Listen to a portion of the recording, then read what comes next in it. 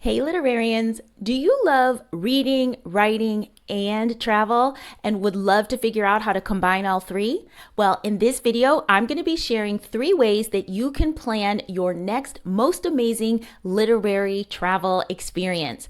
And I'll be sharing opportunities and resources that go from super affordable to super extravagant. And because it's me, I'm definitely going to be sharing these, opportunities and resources and ideas from a multicultural perspective or with a multicultural touch, because that's the way I roll. And also because that's where there is a gigantic hole in the literary travel marketplace. Let's talk about it. All right, welcome back to the Literary Lori YouTube channel. I am Lori, Literary Lori, that is. My real name is Lori L. Tharps. I am a traditionally published author of both fiction and nonfiction. And I started this YouTube channel because I wanted to kind of document my journey going from being a professional journalist and journalism professor based in the United States to being a aspiring full-time novelist based in the south of Spain who really wanted to live a global literary life. So given that background, when I think about literary travel and I think about combining my love for reading, writing, and travel, those things are already intertwined in my mind. When I think about my reading habits, I'm always reading, looking for authors and stories about different cultures, to take me to different worlds. I'm a total armchair traveler. I learn so much about other cultures and communities by reading. And also, even the stories that I write, I'm always, wanting to write about culture and travel and new places. So for me, these, the concept of reading and writing and travel and discovery, they're already combined in my head. So I've already been a literary traveler or a literary tourist, for years. And of course, moving to Spain makes that even easier to do with more access to multiple countries and cultures. However, I'm not going to lie. I love the fact that both Condé Nast Traveler, Travel and Leisure, and a whole bunch of other travel websites and journals, etc., have declared literary tourism the next biggest trend in travel, because that just means that more opportunities, more resources, more itineraries are being created for those of us who love to combine our love for reading, writing, and travel. So, as I promised, I'm going to share 3 different ways that you can plan your next great literary travel experience. And again, I want to make sure everybody knows that I'm going to be sharing opportunities and resources to help, but I'm really looking at opportunities and resources and ideas that speak to those of us who are looking for literary travel ideas and itineraries that aren't necessarily based on stereotypical white or European destinations and or authors. So let me share what I have for you today. All right. Option 1.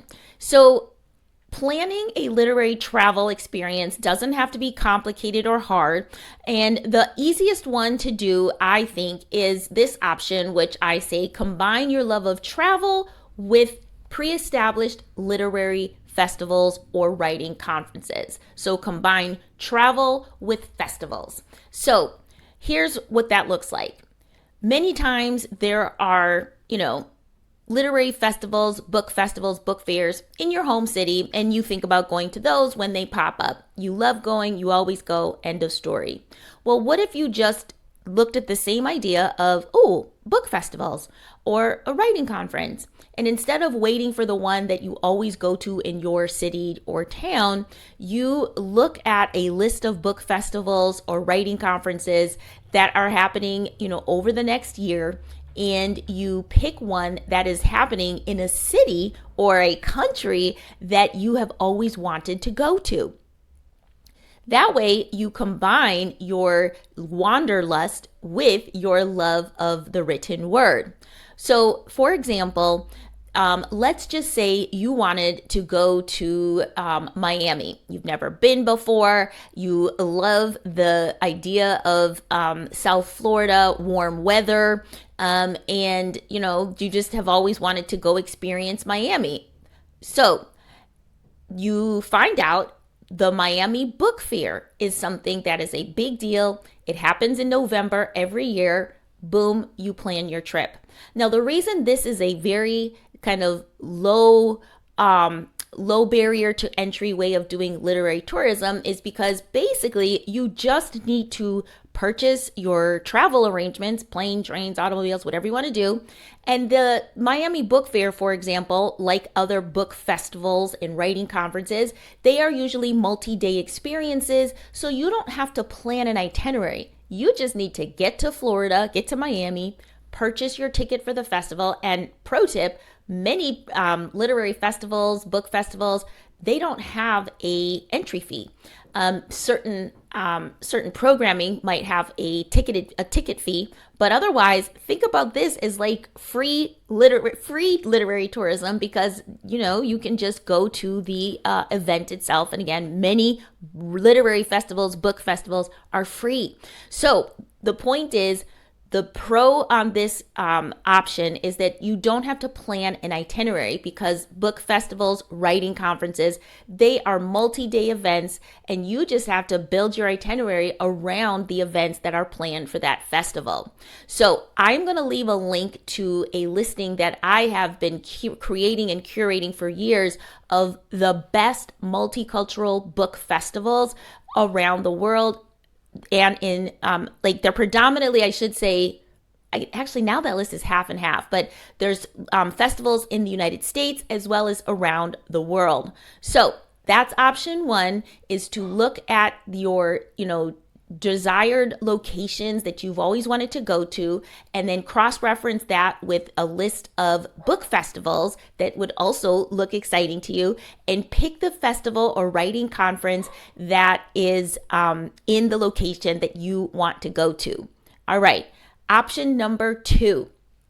This is a more high cost, extravagant, if you will, option, which is to select a packaged tour literary experience. Now, as I mentioned earlier, because literary tourism is trending and hot, there are more and more of these options showing up every day.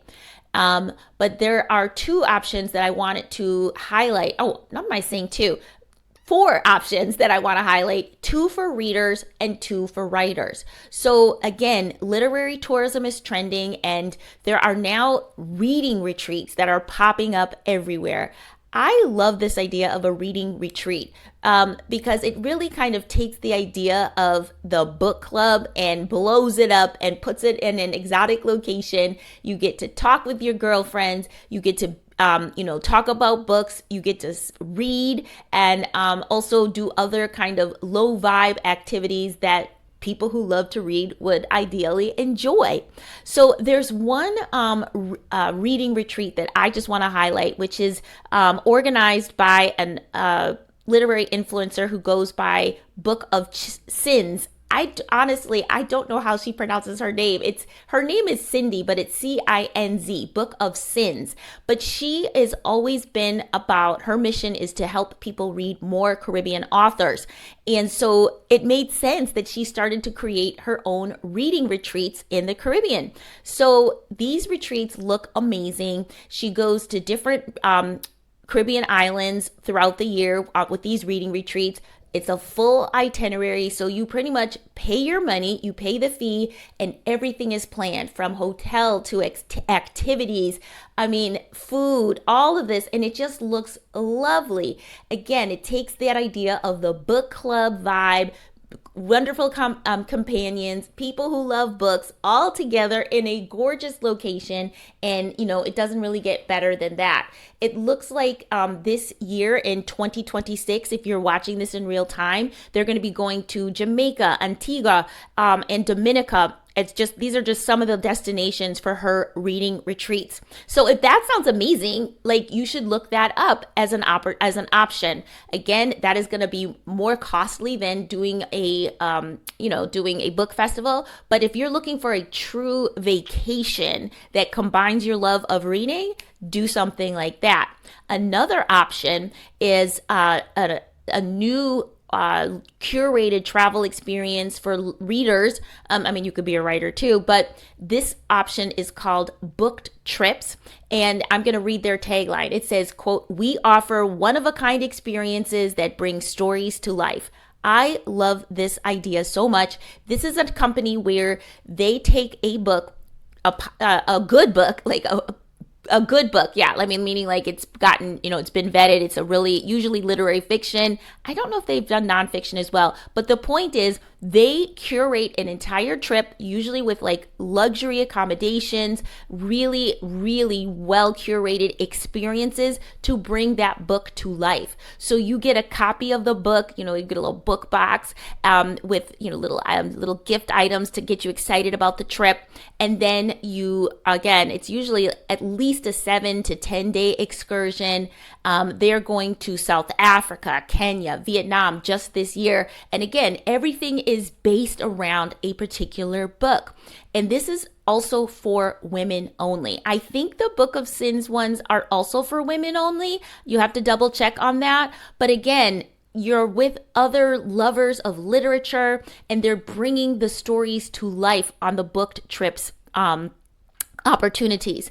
Now, those are ones for those who love reading, who would just love to do more reading and travel at the same time and don't want to create their own itinerary.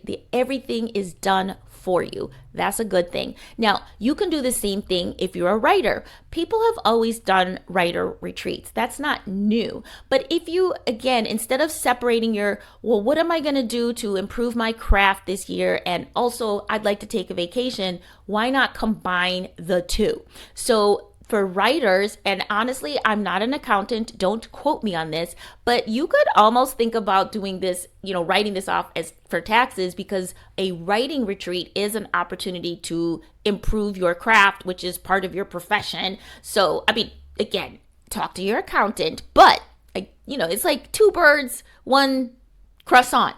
Okay. So writing retreats that take place in locations that you would love to travel to, why not?